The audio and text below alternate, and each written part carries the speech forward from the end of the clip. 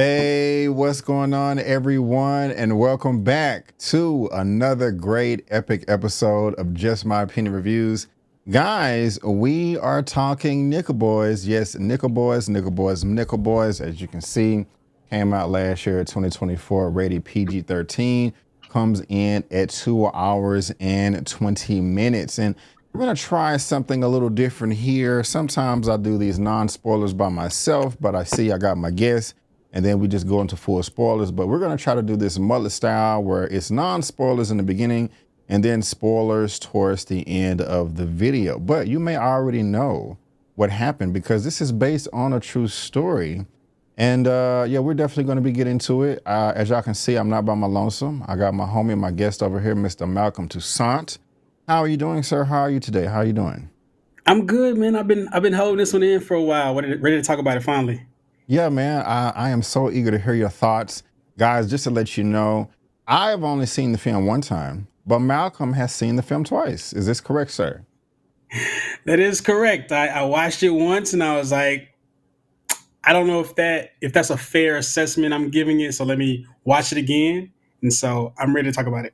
Okay, and just to let you know what we talked about behind the scenes, but before we hit record, I don't know how he feels about this. He doesn't know how I feel about it, but he did say that after seeing it the second time, he has a different opinion on it from the first time. Is that correct? I don't want to, misquote you. That is correct. That is correct. Okay. I had two separate sets of notes because I was like, you know how you come in with your bias and you got to make sure you're doing a good job for the people. Like I have my own biases, my history with film, and what I'm saying, and how I view the world, which whatever. But I wanted to make sure I had a clear mind when I watched this, and I was being 100% fair and honest with the people.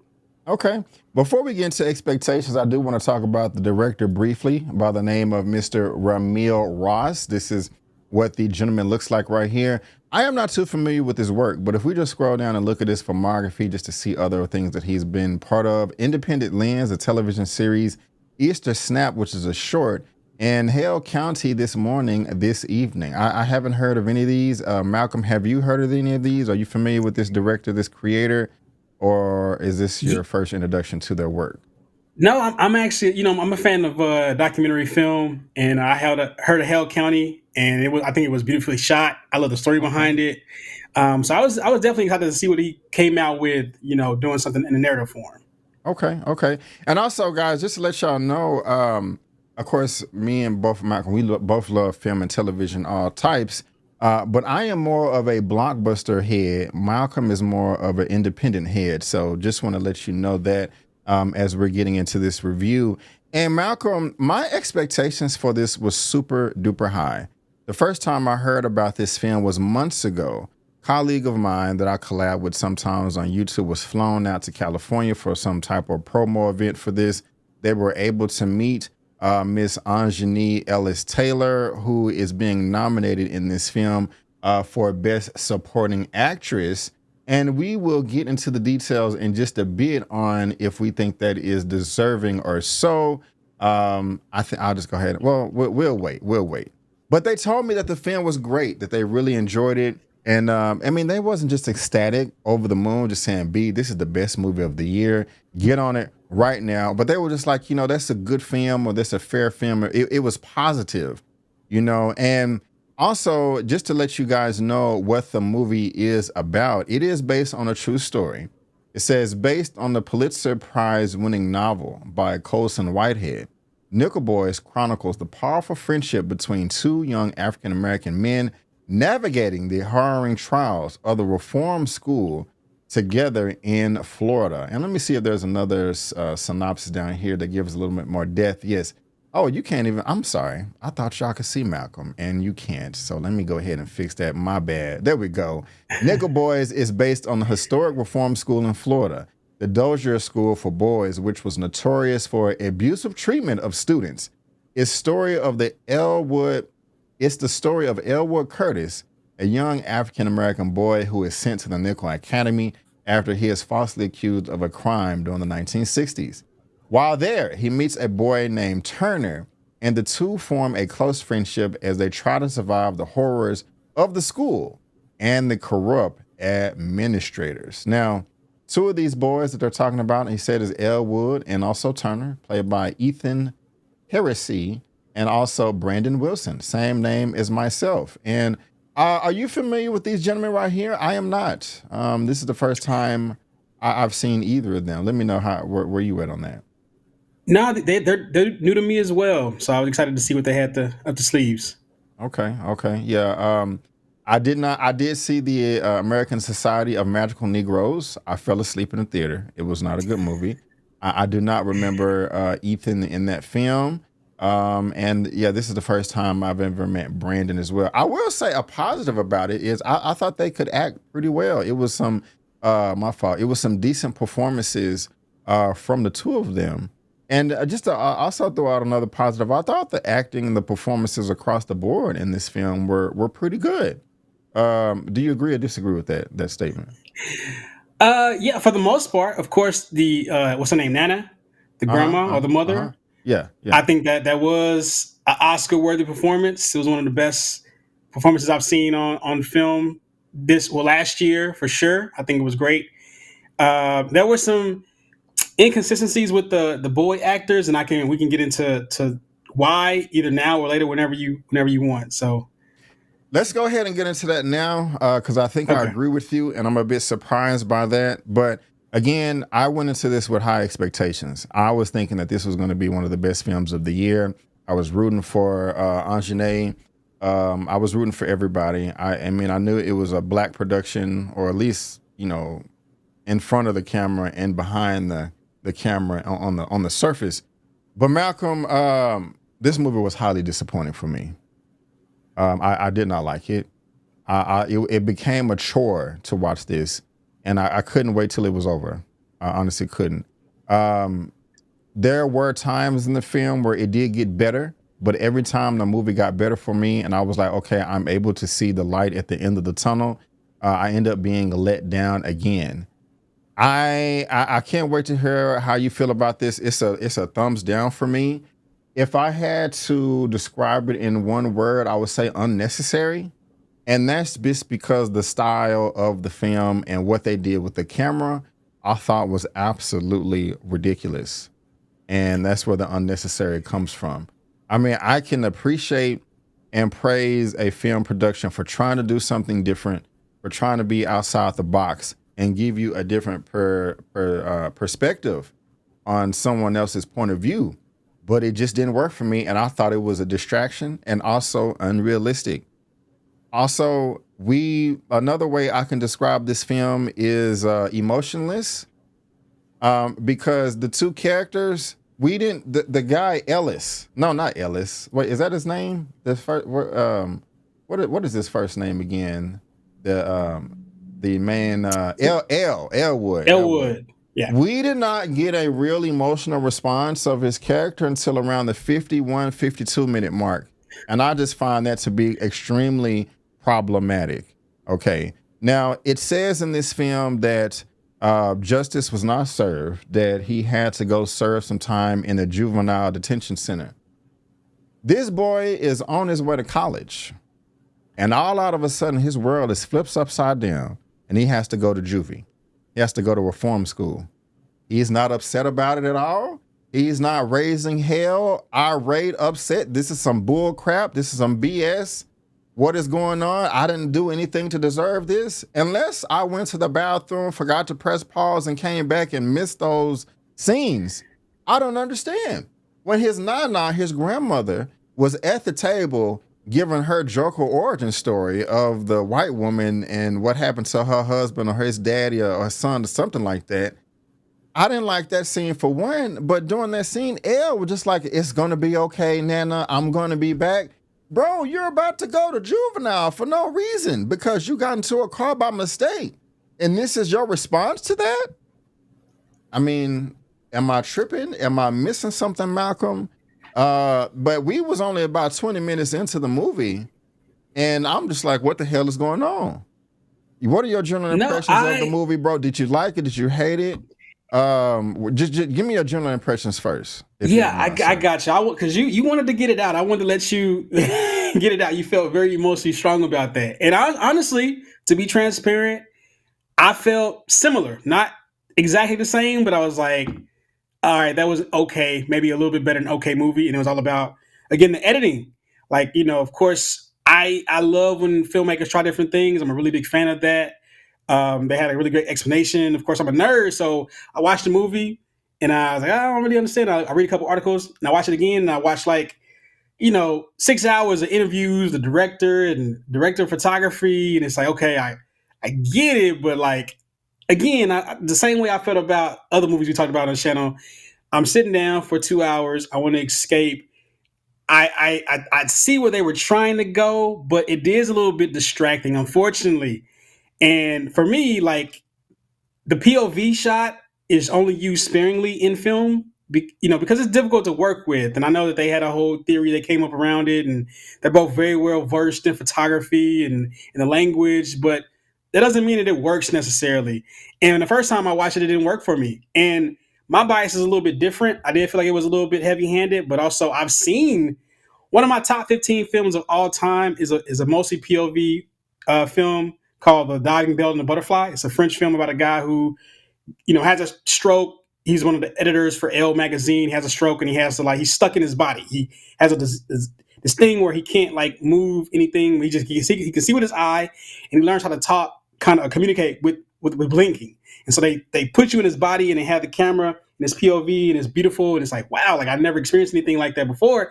So that's why I had high hopes. I'm like maybe these guys are well trained, well studied, and they're going to do what one of my top 15 films of all time, which is a French film, do that for with black people and black history. And it didn't give me the same feeling. And I hated it. And I hated it. So I did some research and I watched it again and it was better for me. But again, you won't get that opportunity for most people. Most people aren't film nerds like myself. And I get also why people are like, oh, this is the best, film of the year, top 10. It's a good film. It became good to me after the second watch, but I don't think it's a top film. I don't think it reaches the top five, Yeah. even after my second viewing. There's definitely some frustrations again with the acting and the inconsistencies. The main actor Elwood, played by Ethan, when he had the camera on him, like when he was his point of view, I don't think his acting was as good when the camera was actually pointed on him. I think he has really great chops, really great acting eyes. They look really good on the screen, full of emotion. And if you have the POV on everybody else, you miss out on his emotion. So Yes. you miss that for Yes. most of the movie, and Right. it's so Yes. disheartening because you can see, okay, he got it. Yeah, he has great, like I said, he's a good actor. He got good eyes. They communicate really real and effectively, but like you don't see it for most of the movie, right? Like, Yeah. and you go Yeah. back and forth, and then like it takes so much away. Now the other actor who played Turner, he was a Brandon. little bit Brandon. He was a little bit Yeah. better when he had the camera on him from his point of view, like the Yes. voice. That's all you're hearing. Like for me, it was like really like base level for a lot of time, and then I saw him on the screen. I'm like, oh, okay, he got it right. But the fact that the fact that it was from their POV for so long, it took away so much of what they could have expressed in the movie. I see what they were trying to do. It makes sense to me, but I don't think it worked the I way that it should agree have worked. 100%, bro. It's like you couldn't see their reaction. Like I said, I'm like 52 minutes was the first time that we saw them, and that was when he got to the Nickel Academy, the reform school, when he walked up with that oatmeal. And Turner was like, hey man, you eating that oatmeal like your mama made it for you. And then that was the first time that we got a different perspective. I think that was the first time we saw L's face in the movie, and he was like, "Yeah, I just put some cinnamon in it," and he was eating. And I'm like, "Okay, we're actually getting a genuine response, a reaction to this guy, and he can act." And I agree with you as far as the inconsistencies were concerned, because when the camera was facing them, the acting was fine, but when it was showing their point of view, I thought the acting was trash. Even towards the like, it just didn't make any sense. Nobody's going to talk that way or respond that way. Because the first time his nana tried to come visit him at the reform school, and she was like, "Oh, they won't let me see him. I can't believe what's going on." When she came back the second time, and then she did get to see him, and like months or years had passed. I don't even know how long he was in there, and she was looking old. She looked older. It looked like she had some type of disease or Parkinson's or something. And he was like, "What's wrong?" And she was like, this has been a miscarriage of justice. I let you down. I am not going to be able to get you out. He was like, Nana, what's wrong? Are you okay? No one is going to talk like that, bro. Like, that was just the most unrealistic delivery across the land. I was like, this is horrible. And it made me upset. And it was frustrating because here when the camera's on him, the acting is pretty straight. But when it's that POV, it was like it was a completely different person. Like it wasn't Ethan anymore. It was like it was. Yeah. Let me pull it back up. It's like it wasn't this guy anymore reading the lines. It was somebody else. You know, it could have been a white guy for all I care. I don't know, but the voices, it did not sound the same, and that was consistent all the way throughout. The only time I did like the best parts of the movie for me was when Ethan and Brandon were together in the same scene, in the same frame, conversing back and forth because it kept switching points of view. So for a moment, you got to see Ethan's facial expressions, you got to see Brandon's facial expressions, and so that was the most that I got out of the movie myself. But other than that, man, yeah, it was the inconsistencies with the acting, the point of view of the camera. Yeah, what say you about all that, if anything? Yeah, I mean, we agree on the POV part. It was like I watched it and I was like upset because like I really, I'm a champion for black film, black indie film. I saw what Ramel did with the documentary a couple years ago. I'm like, he's gonna bring it. I'm really excited to see what he has to say, and he had a lot to say, and I appreciate that. It just that I just don't know if it worked, but it's like you get an E for effort. It became good to me the second time around when I did some more research, but movie audiences shouldn't have to do that though, and they're not going to, right? So It's like they're gonna watch it. Oh, we don't like that, and it's so terrible because I just feel like the vision is there, like it's shot beautifully. Yeah, man. Like you can tell, like these are some professional like photographers and cinematographers working right now, but the restraints from the POV, I feel like now I love an indie film that doesn't really edit as much, but the fact that it's in POV, you can't really do it at certain times, so it's like it takes away what the possibilities are, and it like really sucks. And it's like I can tell that something good is going on right now, but you're stuck in this point of view. You're with this actor, you're hearing what he's saying, but you don't believe what he's saying. So what you're seeing is really great. Everyone is painted beautifully. The color is great. The acting on the other side is great, but like their POV, you don't believe it. Yeah. So it's hard to connect with it, and it's like, man, I hated that. And it's like you look at all these top 10 lists or whatever, and it's the best, and it's like. I looked and I was like, maybe I'm missing something. And I had to be fair, right? Because, it could be you could have a bad day. Right. Or, be in a bad mood. So let me watch it again and make sure I wasn't crazy. I did like it again, better the second time around. I do appreciate, and I think that what Ramil did with not showing the violence on screen, like in a post affirmative action DEI, after the George Floyd shit, like no violence on the screen, that could be revolutionary for a black director. It's just like what's going to happen, and for you to not show it, it's like really bold, and I love that. And I wish that more black filmmakers would do that as opposed to like putting it in our faces. We get it. You know what I'm saying? We both black men. We get it. We don't have to see it. We know it's going to happen. We know how this ends. I mean, even if you don't, you understand. So it's like, and plus, like as a kid, like you don't really understand death for real. So why the point of showing it? And plus, they do it off the screen anyway. So it's like I really appreciated that. I thought that was really a really bold choice that worked. That worked well for me. So okay, let's talk about the violence because it was off screen. One thing is, it safe to say? Well, they did say that for whatever reason, if they didn't make an ace, they ended up murdering the boys and burying them, and will come up with the excuse that they ran away. And we got all or somewhat of the real life footage towards the end, and that does make you sympathize. With the story more, it's I don't want to say guilt trip, but it's like, damn, this really did happen. You know what I'm saying? So you kind of feel bad for saying that the movie really didn't work for you when, these people were murdered. But is it also safe to say that there was some type of rape, sexual exploitation, molestation that was going on between the boys and the guards as well, and the black men and that Hispanic boy as well, or am I reaching here? They might have they alluded to it. Maybe you could take that, but again, I appreciate that he didn't put it in our faces. Like, okay, if you go and see a little boy go into a room with a man that has authority and power over them, and he's taking his belt off, you can assume this bad thing might happen. So we don't have to see, some shit that we don't want to Yeah, see. So exactly. Man, yeah. another thing that didn't work for me, Malcolm, was the transitions between scenes. For one, okay, this was a period piece. It took place in the 60s, also in the 80s, because they kept doing flashbacks, because I think he was, 20 something years later when he had the dreads. But in the 60s, they kept showing the moon landing. Martin Luther King was still alive. He wasn't executed towards the end of the movie. And they I guess they kept showing the moon landing, for a timestamp, so you can have an idea of, what's going on in the mindset and psyche of the people. But those were fine, those transitions. But there were other transitions, Malcolm. I didn't know what the hell was going on. I'm not trying to be funny or talk slick or anything, but you had one where it was a man all in white. He looked like the stereotypical voodoo witch doctor doing some type of dance. You also just had random shots of jewelry and random photos with characters in the photos appearing and disappearing all at the same time.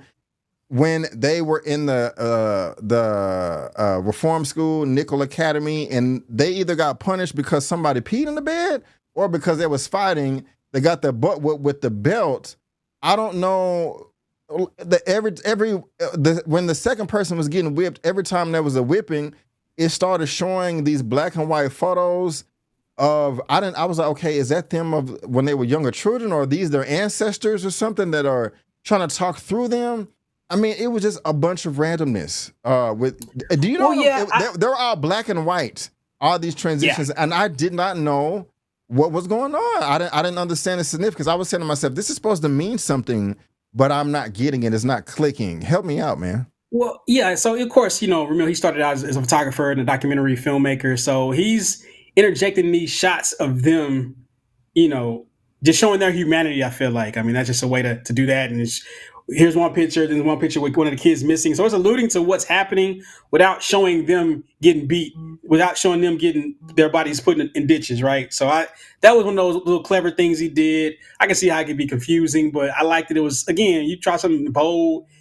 He definitely had a vision for what he was doing and how he wanted it to be done. I like that. I just didn't like the POV for too long because it took away so much of what the possibilities were.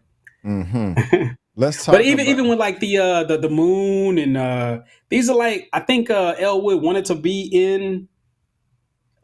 He was into that type of stuff maybe. So it's like his imagination and what the possibilities could be, what his dreams are. You know what I'm saying? And like the ending, it came together perfectly. It's like, oh, this is what I've been waiting for. I don't feel bad. Of course, it is real, but it's like the way that he put the images together. It's like, okay, this is what he has been waiting for the entire film. Like this makes up for mostly what was happening before. Yeah, the ending was better. I'll give you that. And I want to talk about Aunjanue Ellis Taylor real quick. I like her. She is talented. I don't know if I want to go as far as saying that she deserves the Best Supporting Actress of the year for this movie. I'm not saying that she did a bad job. Not saying it at all. But I wasn't blown away. And this was weird, man. This was weird to me. This was her response when her grandson was going to reform school. I mean, I don't know. I mean, she had some good monologues, and I feel like she was pretty much she was the best in this movie. I mean, you think about it, a lot of people have this as a top 10 or whatever, so they're gonna have to put the onus on someone, and she like definitely was like they're good, but compared to the boys, like she's great. It just the whole talking to the camera. I mean, it's more about the POV, but then on the other flip side, talking to the camera, looking at the camera, that just doesn't.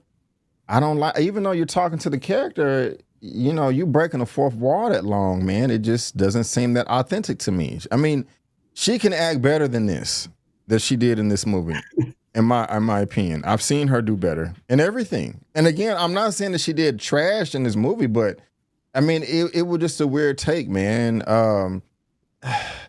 And another when she first got to the reform school and she was talking to Turner, like, oh my God, I can't believe they won't let me see him. What kind of place is this right here? Like, that just did not seem authentic.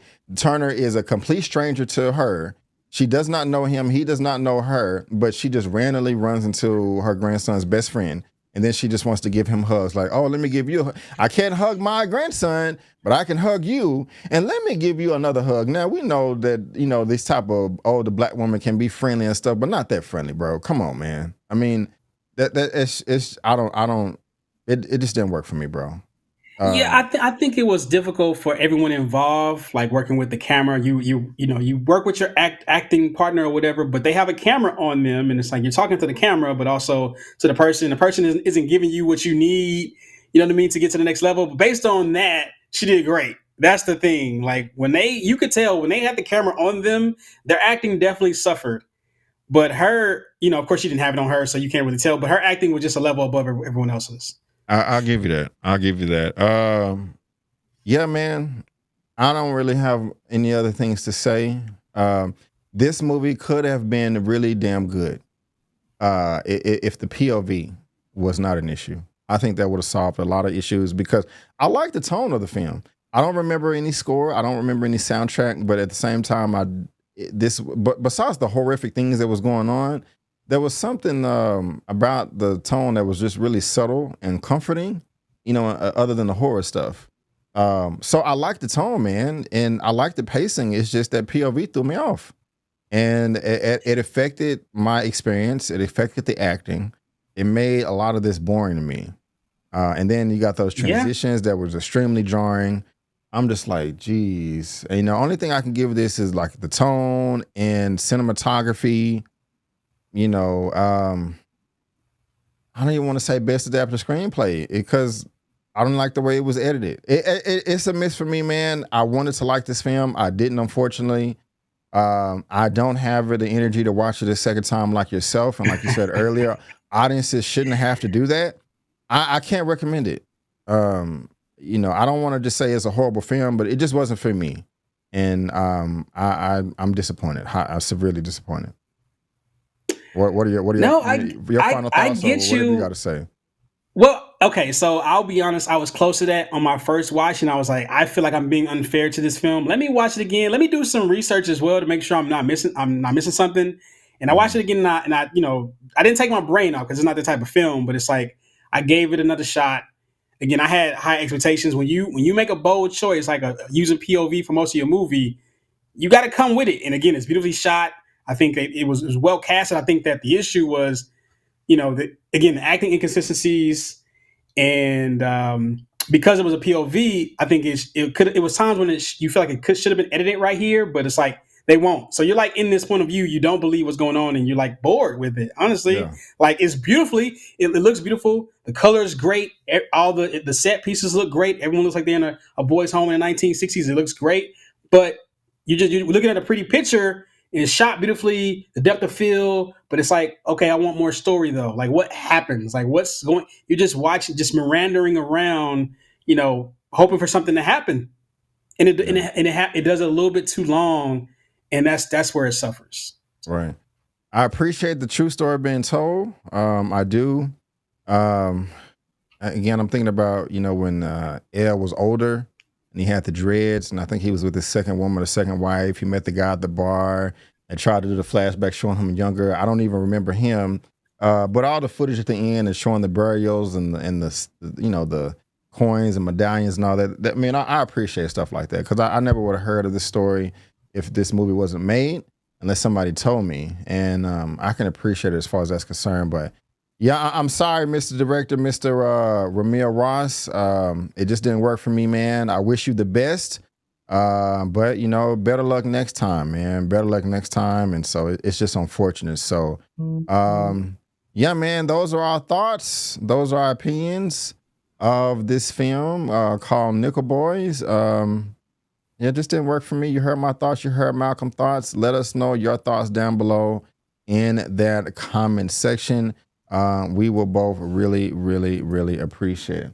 Malcolm, before we head out of here, man, is there any type of announcements or any cool things you got going on in your world that you would like to bring to the forefront, sir? Not at the moment, man. I'm staying low and building right now. I got some stuff that's outside of film and directing, so we'll keep that under wraps for a while. All right. I'll go ahead and say y'all follow him on Instagram or Threads. From Yeah, I Man love with Threads Love. right now. Yeah. I just talk about perfume mostly. I'm in the perfumery right now, so that's my Okay. new little thing. Already. I ain't mad at you. I ain't mad at you. But I'm also on Blue Sky as well, if that's your thing. I So gotta get on that. Somebody was telling me about yeah, Blue Sky. But subscribe to my channel too. You're gonna get a whole bunch of stuff. I mean, I do all types of stuff, but subscribe if you would like my energy. If I wanted to give it 1 out of 10, I'm gonna give it a 5.5 out of 10. Malcolm, what would you give the film out of a 10, Nickel Boys? so to be transparent, the first time I watched it, it was probably at a 6. I was so upset by the limitations put on by the POV. I read some more, gave it a chance, and it was a 7.5 for me. It still didn't work well, but I just let it flow, and it was some good, although inconsistent acting going on. Again, beautifully shot, so it was definitely a 7.5 for me. All right, 5.5 and 7.5. But guys, again, we just want to thank you so much for tuning in. And before you go, don't forget that I'm B. Avery. That's Malcolm, and that's just our opinion. Peace out, and we'll see you next time.